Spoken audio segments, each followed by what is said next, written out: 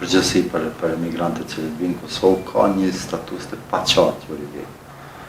Statusit se çfarë forme janë, sepse shumica prej migrantëve që vinë në Kosovë janë vetëm si fazë tranzicioni. Natyrisht se statusi tyre juridik nuk është i qartë se a janë emigrant, a janë exilkërkues, apo si cili është statusi i qartë.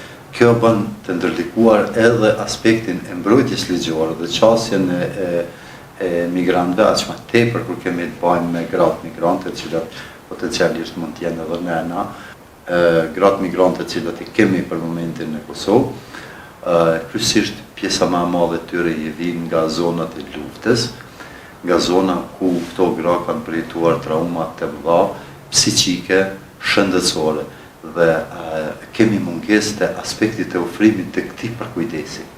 Kur them statusi i paqartë, ekziston edhe rreziku tjetër potencial që të njëjtët të jenë viktimë të trafikimit të qenieve njerëzore, të jenë viktimë e abuzimit. Kjo e bën edhe më të vështirë pjesën e asaj të drejtave, mbrojtjen e të drejtave të migrantëve.